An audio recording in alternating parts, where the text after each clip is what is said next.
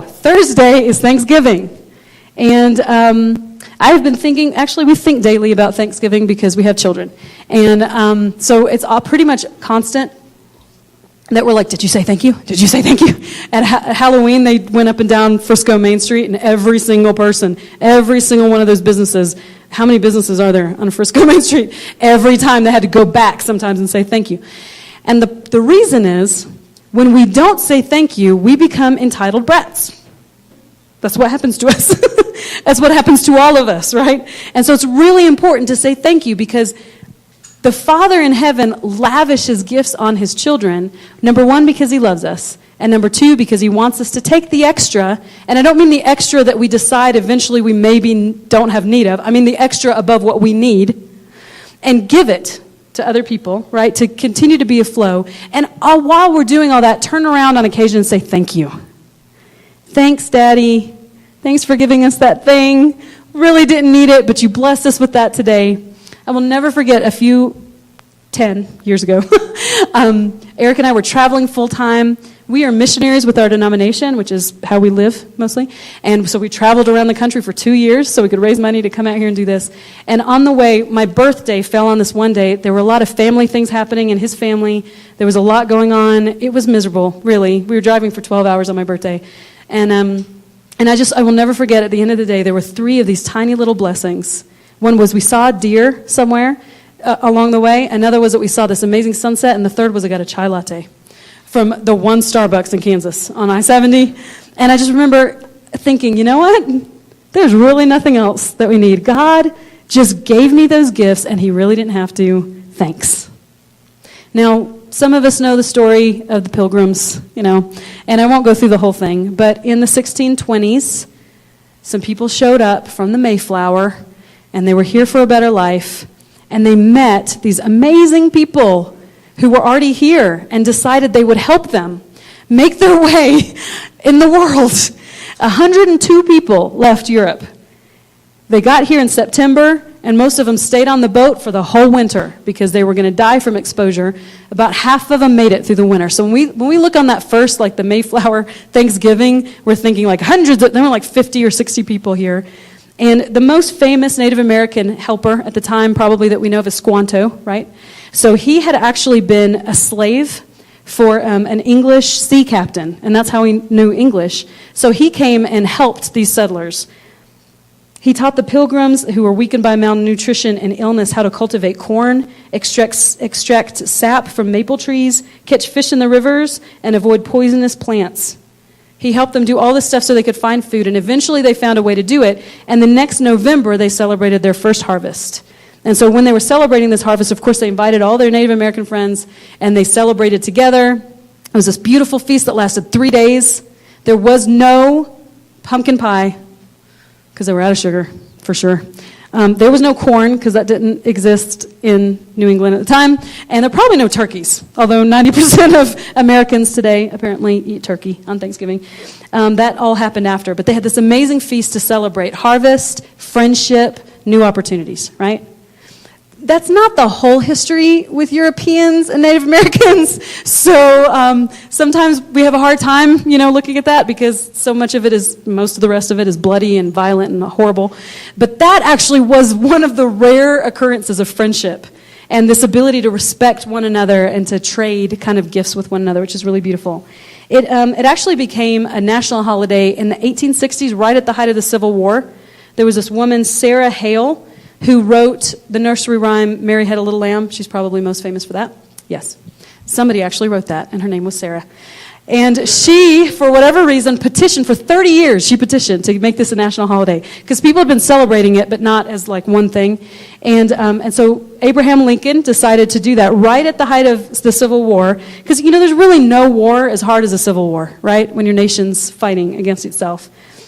To commend to his tender care, to God's tender care, all those who have become widows, orphans, mourners, or sufferers in the lamentable civil strife, and to heal the wounds of this nation. That's what he said when he inaugurated it. And so now we celebrate it, and it's beautiful, and we all eat way too much, and everybody watches, I'm from Alabama, so everybody watches football for like a week and a half before and after. That's what they do.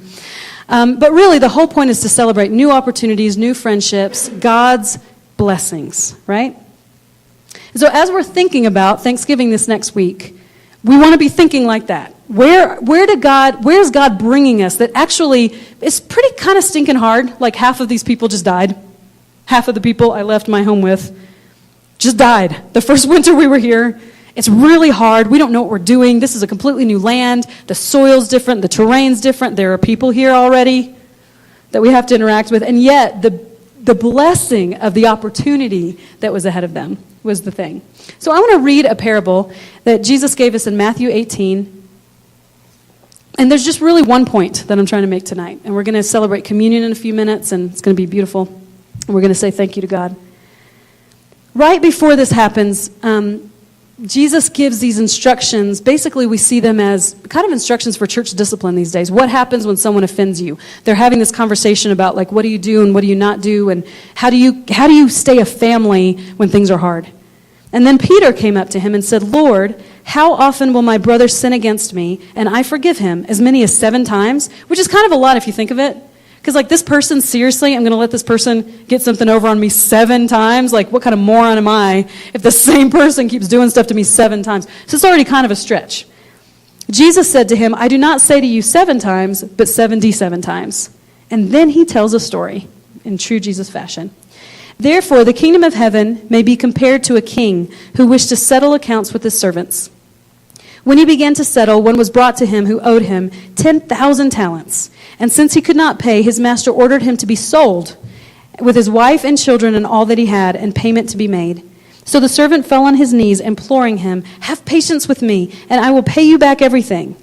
And out of pity for him, the master of that servant released him and forgave him the debt. But when that same servant went out, he found one of his fellow servants who owed him 100 denarii, and seized him. He began choking him, saying, pay what you owe. So his fellow servant fell down and pleaded with him, same words, have patience with me, and I will pay you. He refused and went and put him in prison until he could pay the debt. When his fellow servants saw what had taken place, they were greatly distressed, and they went and reported to their master all that had taken place. Then his master summoned him and said to him, you wicked servant, I forgave you all that debt because you pleaded with me. And should you not have had mercy on your fellow servant as I had mercy on you? And in anger his master delivered him to the jailers until he should pay all his debt. So also my heavenly Father will do to every one of you if you do not forgive your brother from your heart. Well, let's kind of go back through this slowly and just kind of pull out some stuff here. Verse 23, therefore the kingdom of heaven may be compared to a king who wished to settle accounts with his servants. When he began to settle, one was brought to him who owed him 10,000 talents. Okay. There's a king over a kingdom. Jesus has already said this is what the kingdom of God is like. So he's showing us God as this amazing king, having loaned out money, basically loaned us stuff, right? Money, time, children, people in our lives, gifts and talents, all the capitals, right? God has given to us. He will ask for account one day. This is the setup for the story. And it says he had loaned a servant 10,000 talents. Okay, so if you have a different version, they try to like dumb it down for us, but I wanted to stick with the one that talks about Greek units of measurement, just to show you the point Jesus was trying to make with this. 1 talent equals a laborer's annual wages for 20 years. Now think about what your annual wages would be for 20 years. That's 1 talent. Now, just to illustrate, the median household income for Colorado is $58,000. That's the average for Colorado per year. If we go on the low end of that, just say $30,000, you're talking about $600,000 is 1 talent. Now, again, like I said before when we're talking about the parable of the talents, it's not a complete, perfect parallel. I'm just taking numbers that make sense as we transfer it, right? The master loaned this guy not 1 talent, not $600,000. Already we'd be like, whoa, if somebody loaned me $600,000, I could do some stuff, right? No. He loaned him 10,000 talents. So multiply that. 10,000 talents is wages, your wages for 200,000 years, which equals $6 billion, people. This king loaned his servant Now, obviously, this is a kingdom where servants have a little bit more rights than what we think of as a slave, okay? This is someone who's taking money and investing it or whatever. $6 billion. Okay, so think about that for a second. You're like, oh, man, this master gave a dude a bunch of money. No. He gave him the highest number that is in the Greek, that is a Greek numeral.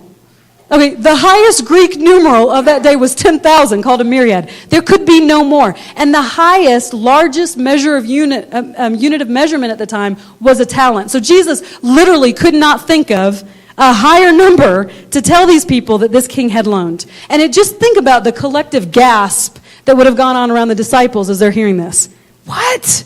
Imagine, how many people have actually been loaned $6 billion?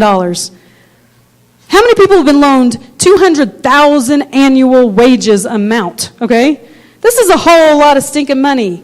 This is definitely the most money that any of them have ever thought of, much less ever seen. They've probably never seen a talent and probably never will. 10,000 of them, this is a lot of money, okay? So first you have to grasp in your head, what kind of king would loan somebody $6 billion? That's a good king. That's a trusting king. That's a wealthy king. That's all he, just like a little sliver of his money, okay? He's just loaned to the servant. And you don't want to owe anybody $6 billion, but you don't want to owe the king $6 billion because there's one thing to loan like a bank money back. It's another thing to owe the mafia. It's another thing to owe a king who can do whatever he wants to you when you don't pony up. You know what I'm saying? There's not even any laws except his law. This guy is in a bad way. He's come to the king. The king has said, come on, you owe me money. Where's that $6 billion? I haven't really missed it, but might as well get it back, right? You owe it to me. And all the guy does, he drops on his knees, and he asks for mercy, not to forgive the debt, but just to give him more time to pay it back. Now, this is what we do, right? We're good servants. Just give me, I'll pay you back, Jesus. Just give me some time. And Jesus is like, you know what? Don't worry about it. He walked out of there not with more time, not with a decreased payment, but with the loan forgiven. $6 billion. Just, you know what? I don't need it. You need it more clearly. I'm not going to divide up your family. Although I could. You owe it to me. This is what forgiveness means, right?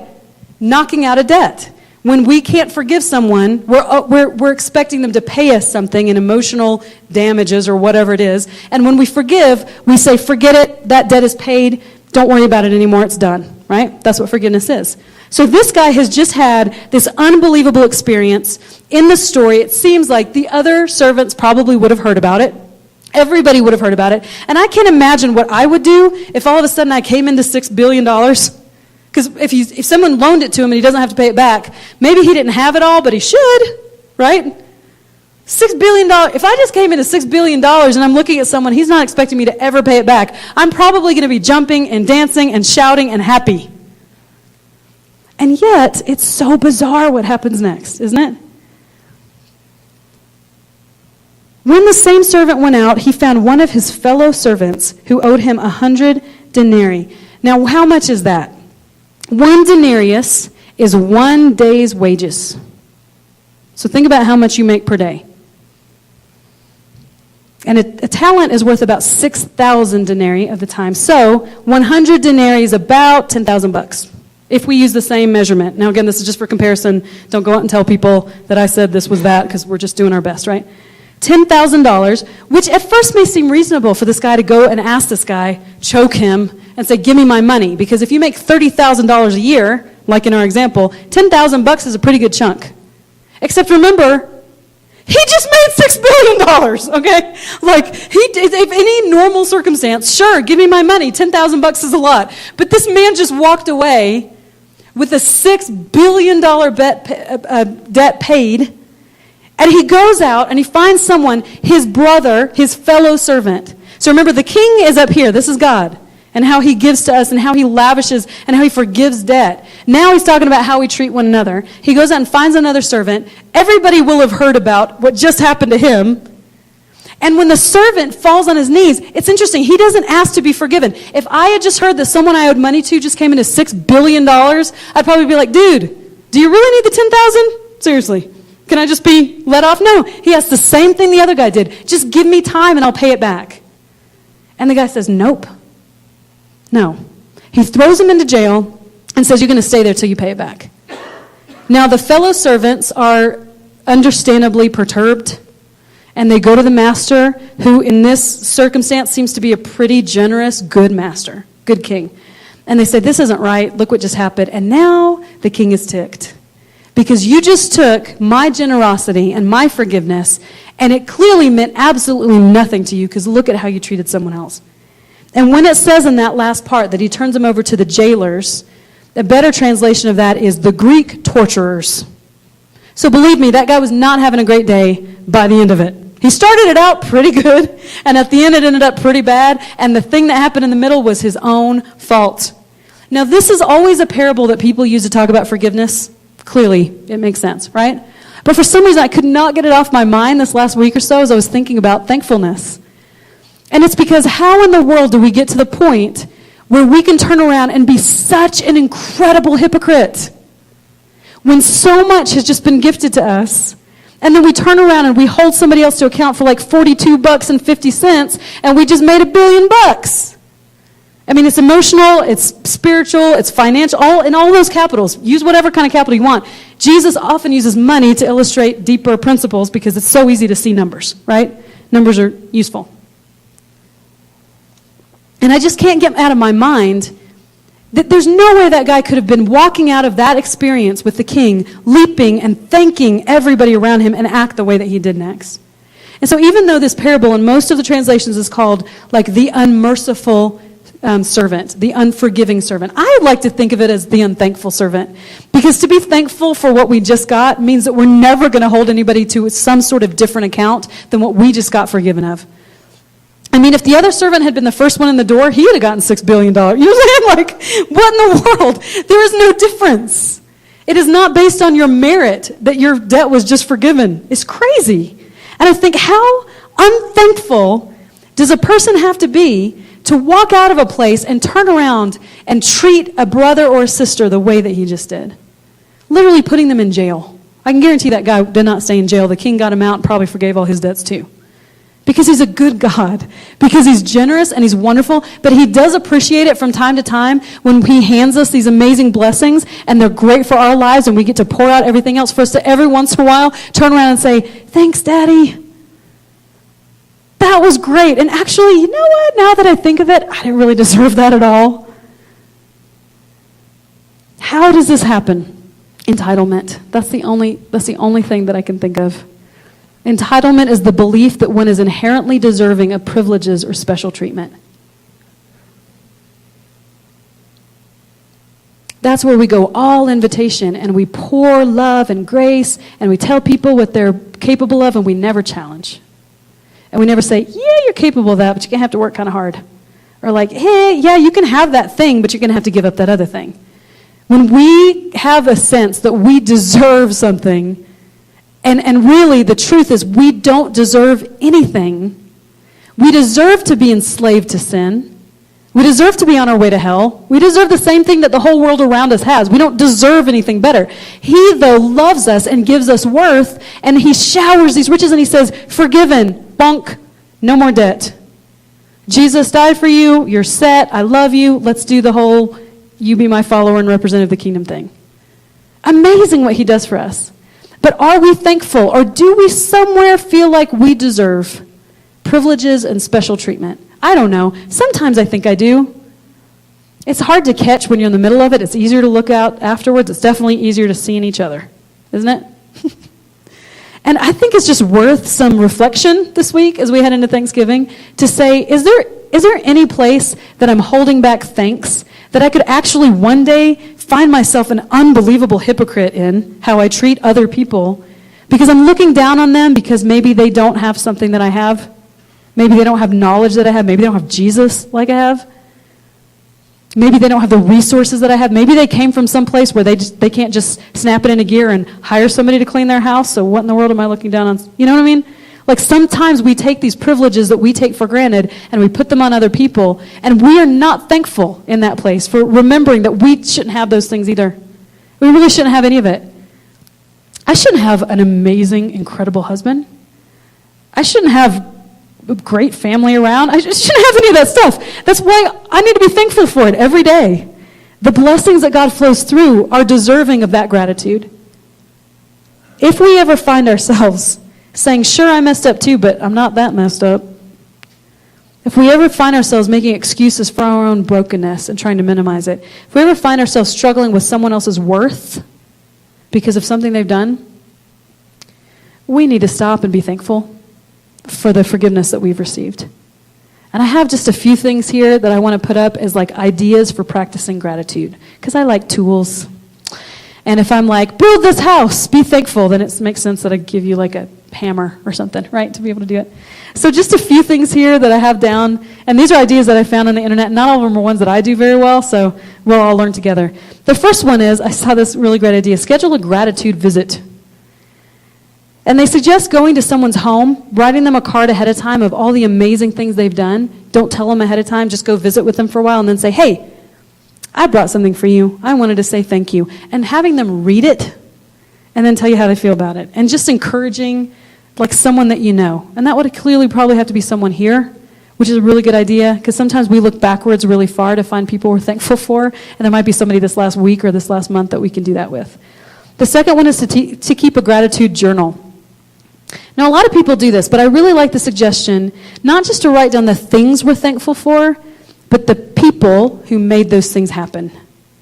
And then we become thankful, and then we can actually go thank them too. So, for example, I could be thankful that I will have a great place to watch football this Thursday, but the reason I have a great place to watch football this Thursday is because Tiffany and Joe are opening up their home.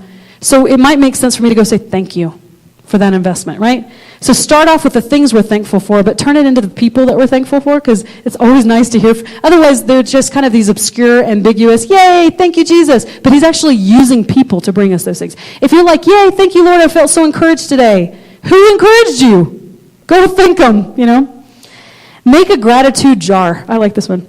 You can use any jar, but decorate it and keep it in a place that you walk by frequently. They suggest that you walk by and put change or something in this jar twice a day. And every time you put it in, you have to think of something that you're thankful for. And even better, say it out loud, even if nobody's around. And then when it's all full, go take the money and donate it to something you care about and just start all over again. It's just a really great little practice. Practice the 3 S's during stressful moments. Smile. So when you're stressed out, just smile anyway, right? Shift your mindset to something good in your life. So if there's something happening right now that's just awful, like I showed up at the bus stop the other day to pick up my kids, and one of my friends was like, my car just died. She's just smiling. She's a very positive person. And I've got to get to celebrations around the world, and I need to get to like 4 places before, and I'm like, wow. And she's like, but I have so much to be thankful for, You're like, wow, you just really nailed that, shifting your mindset to something else. And then set a goal for the day, which actually this sounds a lot like the learning circle to me, asking God, what are you saying to me, and what can I do about it? Like, take something and put it in some positive area. The 5th one is to set a gratitude alarm. I don't know if you've ever done this, but I've done this when I found myself particularly ungrateful for a season of time, is to set an alarm on my phone for 8:30 every morning, or 10 o'clock at night, or 4 times a day, if it has to be, to just let the alarm go off and stop what you're doing and be thankful for something.